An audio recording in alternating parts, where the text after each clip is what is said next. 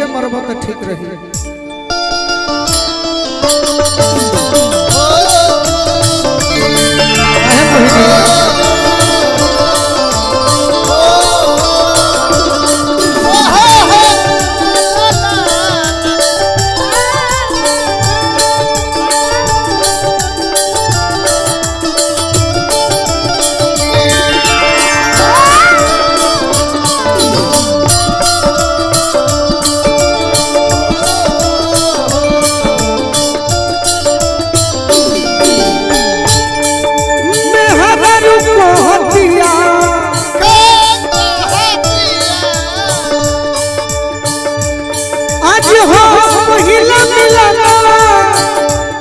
सजनी के सजना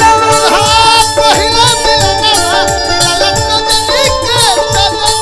हमारी अंगन गुलाब नियम खिलल ना बदनवा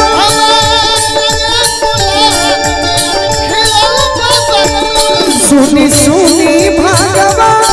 जग बिहान मुख दी सुनी सुनी भागवा जग बिहान मुख दी हेलो अरे कि आज राजा जी के कोरवे में जवान हो खेती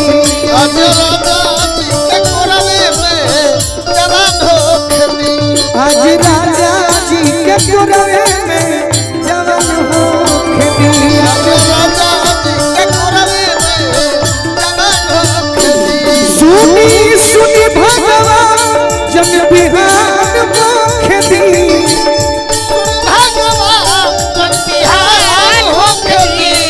सुनी सुनी भगवा जब बिहान हमारा बड़े भाई दीप यादव जी संगीत प्रेमी भी हो नौजवान भी बड़ा चंदन गोलू राजा के बड़ी माने कि आज राजा जी के कोरवे में जवान हो आज राजा जी के कोरवे में जवान हो आज राजा जी के कोरवे में जवान हो आज राजा जी के कोरवे में जवान हो देखिए ढेर घर खाई में मत खड़ा हो जाइए ऐसे कि दीप दिया तो पैसा ले ले बड़े ढेर देखो में ले ले लड़की कहते हैं दीप भैया के बहुत बहुत स्वागत राजा जी के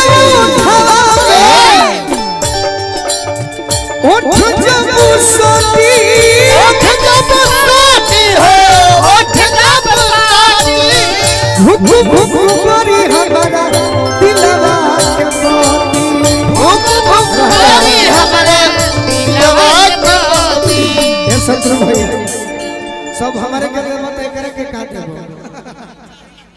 न चाहिए मत ये तो हमरा के साप्ताहिक के देला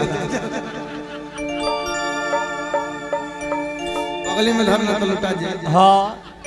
यही से तो मोड़ा धले बबू ढाले ढाले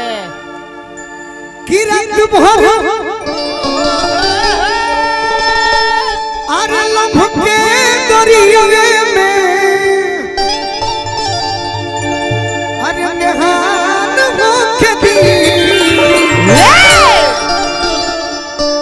टाका ये तेरा कथा रहा अरे कि आज राजा जी के कोरवे में जवान हो खेती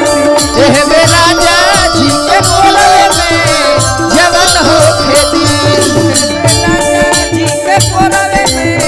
जवान हो खेती